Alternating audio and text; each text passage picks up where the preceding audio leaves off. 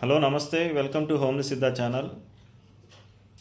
ఈరోజు మనం తెలుసుకోబోయే టాపిక్ ఏంటంటే ఆధ్యాత్మిక చింతనలో చాలామందికి ధ్యానం చేసేటప్పుడు, ప్రయాణం చేసేటప్పుడు, కుండలిని యోగం చేసేటప్పుడు, ఏ యోగమన్నా చేయనివ్వండి, భక్తి యోగం ద్వారా కానివ్వండి, ఏ యోగమైన ద్వారా కానివ్వండి, చేసేటప్పుడు చిత్కళలు అనేటువంటి ఒక చిన్న మెకానిజం జరిగింది. చిత్కళలు అంటే కంటికి రంగురంగులుగా కనిపించటం, అంటే కొన్ని రకాలైనటువంటి స్వప్నాలలో మనకి నిద్రావస్థలో ఉన్నప్పుడు స్వప్నాలలో విచిత్రమైనటువంటి ఆధ్యాత్మిక సంఘటనలు జరగటం, అలాగే ఫోర్కాస్ట్ తెలియటం, అంటే ఫ్యూచరు, పాస్ట్, ప్రజెంట్ టెన్స్ తెలియటము, ఇలాంటివన్నీ జరుగుతుంది.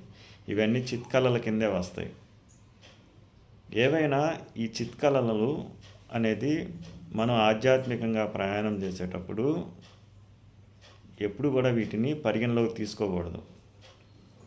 ఎందుకంటే అవి పరిగణలోకి తీసుకుంటే మన డెవలప్మెంట్స్ అనేవి ఆగిపోతాయి. కాబట్టి ఇది కూడా మన మనసు చేసేటువంటి ఒక మాయగా గ్రహించి వాటి మీద మనసు లగ్నం చేయకుండా సాధనలో ముందుకు వెళ్తూ ఉండండి. అసలు మనం సాధన ఎందుకు చేస్తున్నాం? మనసు స్మితప్రజ్ఞత అంటే వేటికి చెలించినటువంటి ఒక స్థితి చేరుకుంటానికి మాత్రమే మనం ఇవన్నీ సాధన చేస్తున్నాం. ఈ మనసు అనేది ఎంత మచ్చిక చేసుకొని ఎంత చక్కగా దారి మళ్ళించుకుంటే అంత చక్కటి ఫలితాలు ఉంటాయి ఆధ్యాత్మిక మార్గంలో. అలా కాకుండా మనసు ఎమ్మటబడి మీరు కనుక వెళ్తే మాయకి లోనవుతారు.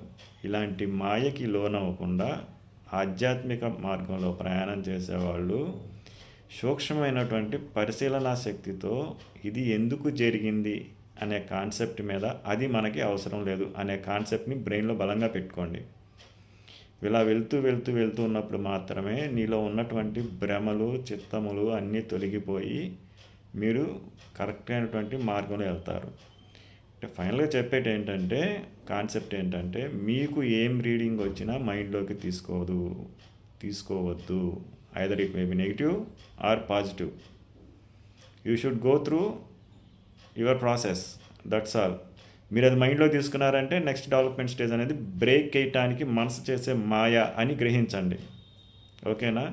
ప్రతి ఒక్కళ్ళు ఈ పాయింట్ని పుటప్ చేసుకొని ఆధ్యాత్మికంలో ముందుకెళ్ళండి. Thank you.